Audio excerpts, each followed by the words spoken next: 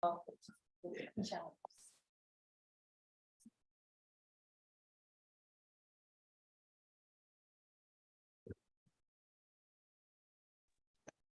Chair, I can confirm that you are live on YouTube. Thank you very much. Good morning, everybody. Councillor Barriers. Well, to make a start on the meeting, it's gone 10. First of all, can I take apologies for absence?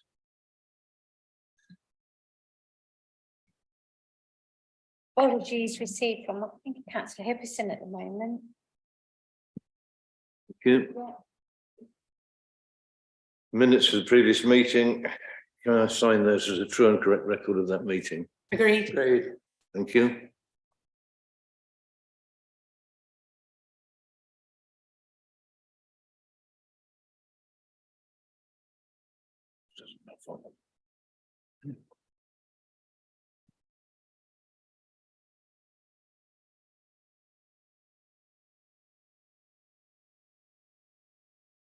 What are we doing now?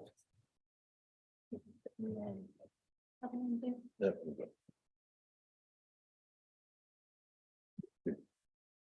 Oh, Colin's got them.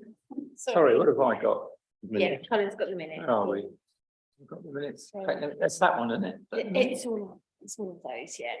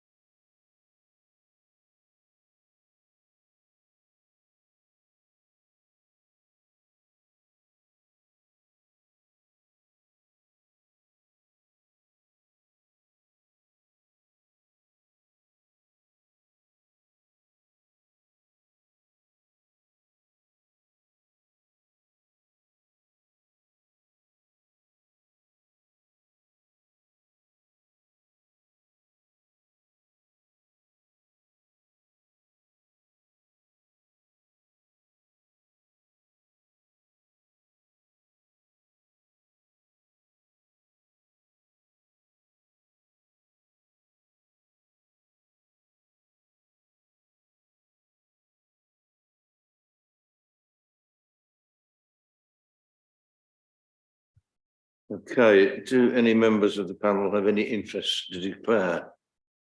No. If anything arises during the meeting, you can add it then. Thank you.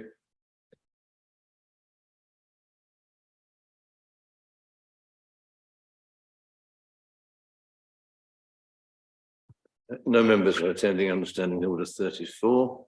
Yeah, we do have Councillor Collop on Zoom, and I think Councillor Parish was going to join on Zoom as well. Okay, those two are not present, so Councillor. Councillor Collop is there. Let me just see her. Wait a moment for Councillor Collop to appear.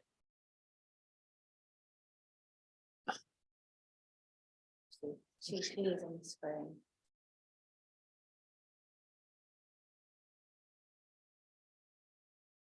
Councillor Collop, can you just confirm your attendance?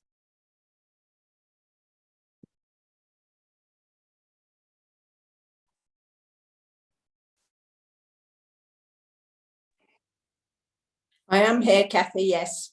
Thank you. Good morning, Sandra. Morning.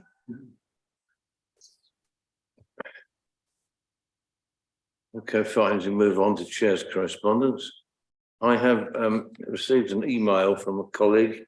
I think I'll pass straight over to Alexa on this one.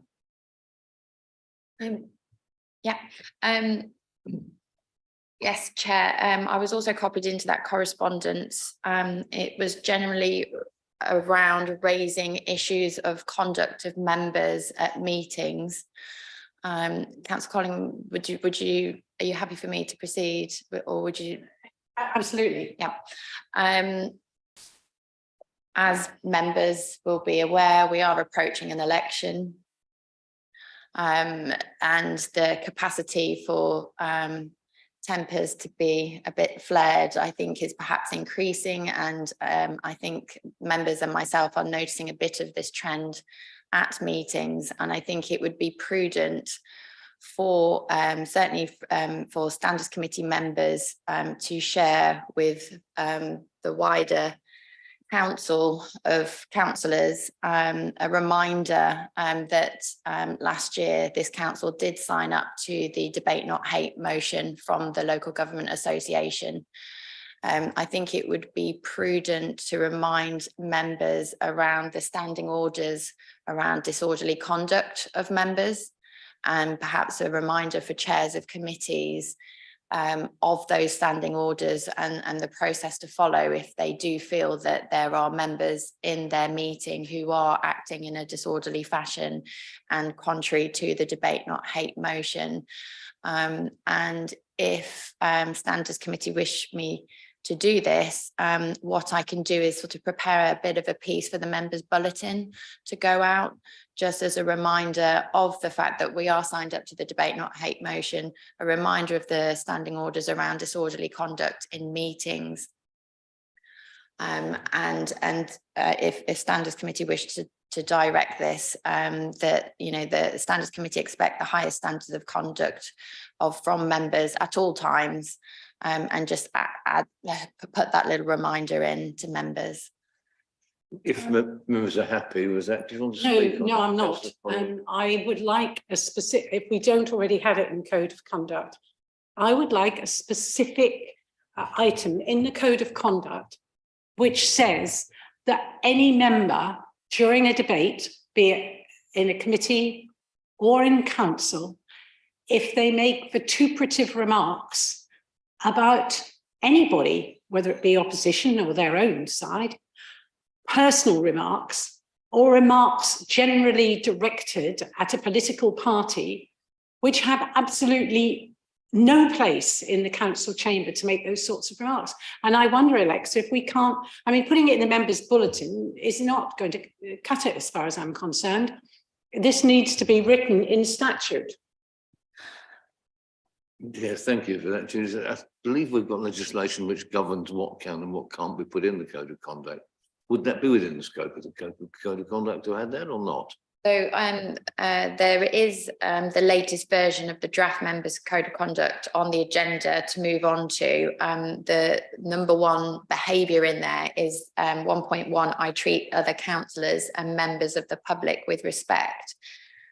And in the commentary underneath there, I could just formulate a little bit of wording which I can then relay to members a bit later on in the agenda, just to remind, because within the members code of conduct we can't put the sanction in the code of conduct, we just have to deal with the conduct.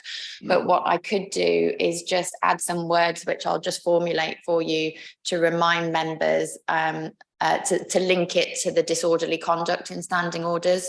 So there's just that link there, that in terms of this expected behaviour, treating councillors, other councillors with respect, that this will very much link into their conduct at meetings, and link it to the standing order around disorderly conduct.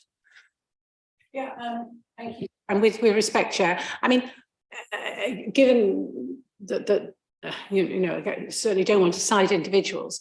But first of all, to me, it would be useful if the mayor reminds everybody about this very apposite. It is 1.1. It's the first real item on the Code of Conduct. But assume people transgress, and goodness knows we do all get heated. What is the censure and how is that carried out? Because my experience of trying to censure councillors is just not being great, actually. And if there's no censure, if there's nothing going to happen, then why should anybody pay any attention? Yeah, I think there's two parts there. So in meetings, in chairs of meetings, chairs do have responsibility for the conduct of their meeting, and that's where the standing orders around the disorderly conduct will come into play. So what I could also do is just do sort of an email around to chairs of meetings just to remind them of how they can deal with conduct in their meetings as and when it arises. Outside of the meeting, there is all this due process that's before you today in terms of raising a code of conduct complaint, and then that goes through the due process, and that formality of then coming through to standards committee if it's investigated. There is that duality there where there's the code of conduct complaint, but also within the meeting, the chair can take action under standing orders in the meeting.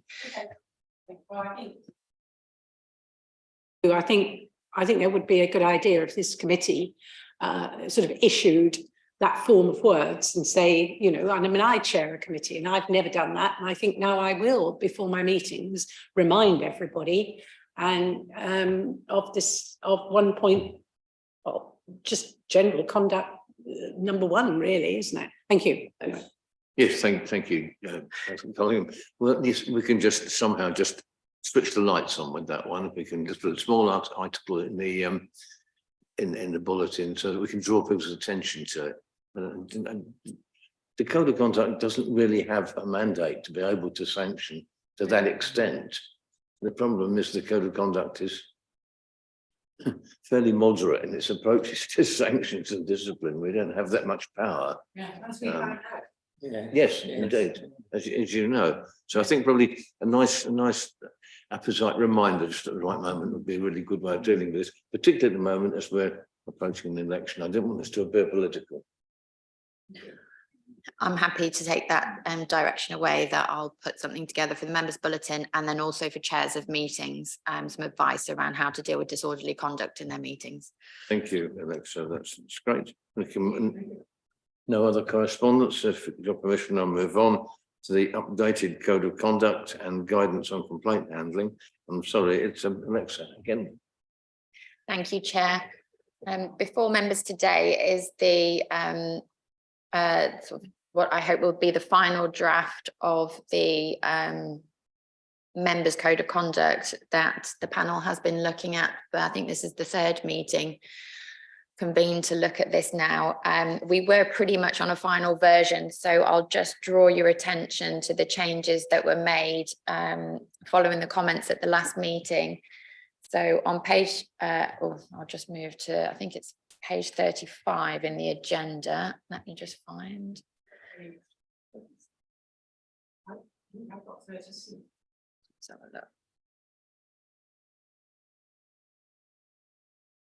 Yes, that's correct. Yeah, and it is page 36. Thank you, Councillor Collingham. There's some track change wording in there. This was to address the comments that were made on the previous occasion that Standards Committee would expect some objectivity in terms of dealing with this is conduct number 2, so it's around bullying, harassment and discrimination, and it says, as a councillor, I do not bully any person, I do not harass any person. And I think there were some concerns raised that sometimes this can be treated in a very subjective way. So if a particular person thinks they've been bullied, then thereby they have been. And I think members were keen to stress that there needed to be a bit of objectivity in there, that it, you know, would on a reasonable assessment and a reasonable person think that the conduct amounted to bullying. So that was just a line in there just to make it clear that it is an objective assessment of whether it would be likely to amount to bullying. Can I just interject with permission, Chairman? I think this is a little bit, I know it's a while since I was at work, but it's like if somebody thinks that a comment is like, I'm talking about the racial relations and things, that if somebody thinks it's racially, but other people, as we know from certain instances, unfortunately, that it's, you know, there are different ways of looking at it.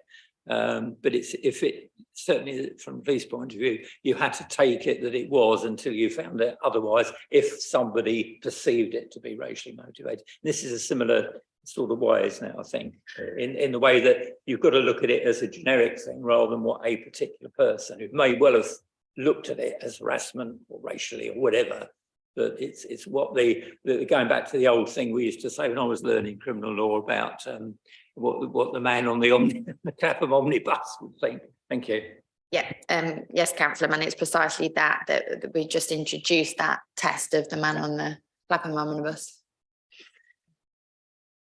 And then scrolling down onto page 39, this is just adding in, I think comments were made previously around this conflict of interest between public interest and private interest, and sort of what public interest would, is there a definition that we could add? And I did have a look at this, and as I suspected, there is no one definition of public interest, because it is quite an abstract term that is intended to mean different things in different contexts. So what I've done is just add a line there just to make it clear that in the context of conflicts of interest, what we're looking at here is just ensuring that members, differentiating between our members acting pursuant to a private interest or the public interest in terms of the wider good, for the benefit of the public generally. So I've just added that clarification in there. And I think that was there was then just some minor tidying up of just removing a few references, but that was actually it. So if members are happy to approve that final version of the code of conduct, did you want me, Councillor Conning, did you want me to add anything into one about linking? If I just, because well, I'll be keen, I'll put some wording together now so that members can agree a final version today. Track out the process. You know, we've got one bite at it. You speak on that. I'm concerned about the lack of teeth that this committee has. Yeah, recently the central government reviewed the policy and they decided that no changes were required in the sanctions, that our hands are tied by central government. We can only follow what's handed down in law. They did, yeah, the recent, the Committee on Standards in Public Life at central government, they did recommend to central government that more teeth be added to the sanctions, primarily suspension for periods of sort of 6 months to a year. But central government, the response was effectively no, because what they were concerned at is that if they were to do that, you would need to go back to a system sort of going back 20 years, where there was the standards board, where there was like these appeals process, and you would have to have this sort of independent adjudicator, because they were concerned that because a standards committee is made up of peers of councillors, depending on your political makeup in your council, they're a bit too concerned that giving that power without that formal appeals process there would be potential for that power to be used in not in necessarily the correct way. And there was the committee also recommended that the appeals process could be to the local government ombudsman. But the central government's response was just no. They wanted to keep it all local determination, but that meant that we don't have any kind of teeth in the sanctions. Yeah, I understand that, but if you look at what's happening in Westminster, God help us, you can't get around the notion of censure. So all that has meant is that they have to set up independent review bodies who censure people at God knows what expense, whereas this committee is proportionate, I'm assuming, Chair. I note we don't have many of the opposition here this morning, but it is proportionate. We could have an appeals system, but anyway, if it's governed by central government, then there's not much we can do. But it does rather, you know, I personally think it's disappointing, particularly if the censure wasn't, you know, like debarring them from office, but just saying at that meeting, you're asked to leave. And that would be sufficient. But if we have not even those teeth, then we don't have them. I think, yeah, it's the issue with the sanction, and that we it's ensuring that if we are going to apply a sanction against a member, it's gone through the whole process with the independent person being involved as well. So I think in terms of asking people to leave meetings, that power is already there for a chair of a meeting to deal with under the disorderly conduct standing orders. So I will ensure that the information is communicated to all chairs of meetings, including the mayor. That is there. I will just in under 1, I'll just read out this first paragraph because it is very relevant to the issue at hand, and I think perhaps we could just add in some extra wording at the end. So it says respect means politeness and courtesy in behavior, speech, and in the written word. Debate and having different views are all part of a healthy democracy. As a councillor, you can express, challenge, criticize, and disagree with views, ideas, opinions, and policies in a robust but civil manner. You should not, however, subject individuals, groups of people, or organizations to personal attack. Is there an extra line I can put in there just to link it to that if you are to act in this manner in a public meeting of this council, the chair of that meeting will have due regard to Standing Order 15 regarding disorderly conduct of members, and just link that in. Excellent addition to that, yes. Did All you in- get you in what I favour of just that? said? All in favour of that, Sandra? Yes, I'm fine with that, Chair. Okay, thank you. I'll wear it.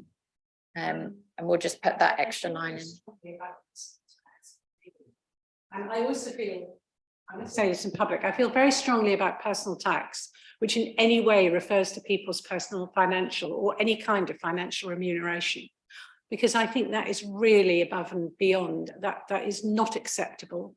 And people, no councillor has any idea of the financial affairs of any other councillor, and nor should we.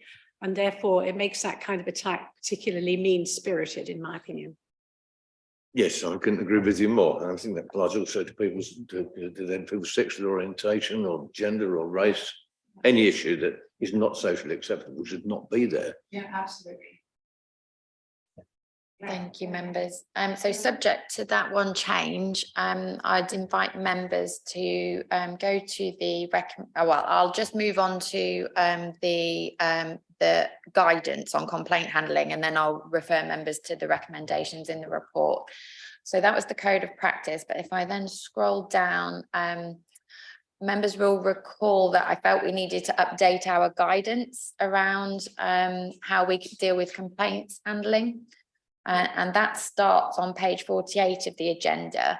So this is intended to replace the current guidance that we have online, and I've drafted this so that it's effectively as if it's speaking to the person who's making the complaint, but equally it's entirely relevant and should be used by any subject members who are the subject of a code of conduct complaint, because it sets out the process that will be followed. It's very heavily based on the local government association's own guidance, but I've just I have made amendments here and there just to make it more specific to this council and the processes that we follow, but it's effectively confirming the potential informal resolutions that could be explored by myself when conduct issues are being raised.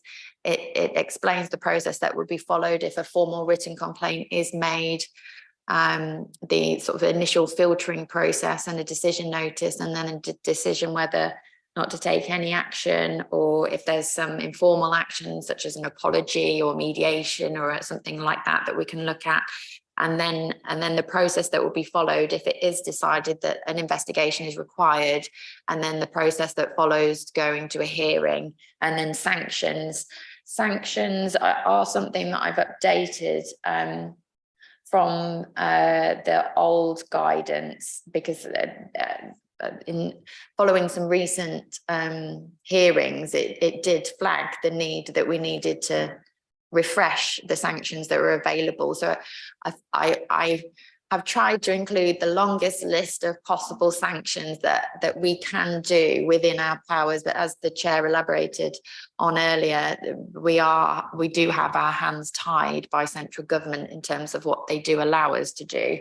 So that's on page 57 where the sanctions start.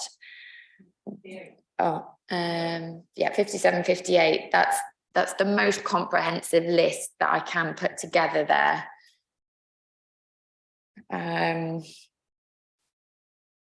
So I in terms of this report, I would invite members to endorse and approve this code of conduct pending, subject to the one addition that we've agreed to earlier, and then that the guidance on complaint handling. I would invite members to recommend to full council that these be adopted as the new councillor member code of conduct, and then also the adopted guidance for complaints handling. So colleagues, can I ask you to approve the updated code of conduct, given the one amendment which we discussed this morning, and the guidance on complaint handling? Are you all happy with those documents? Agreed. Agreed, Chair. Thank you. Agreed.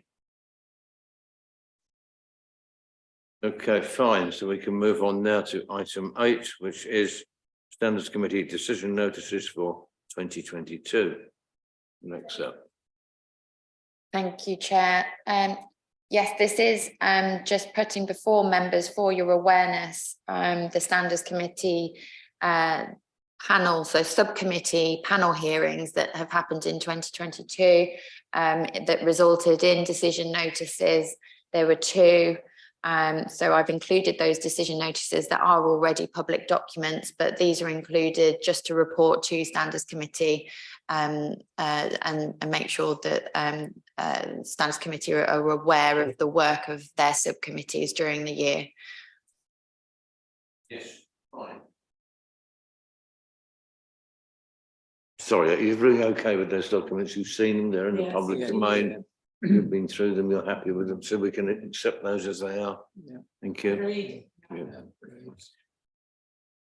In that case, we move on to the date of the next meeting, which is to be convened when required. At the moment, there's nothing pressing, there's nothing outstanding, so you wait until something imminent comes along and we can reconvene a meeting at a reasonable length of time. Okay, thank you all for your attendance this morning. Thank you, Alexa. Thank you. Thank you. We'll close the meeting formally.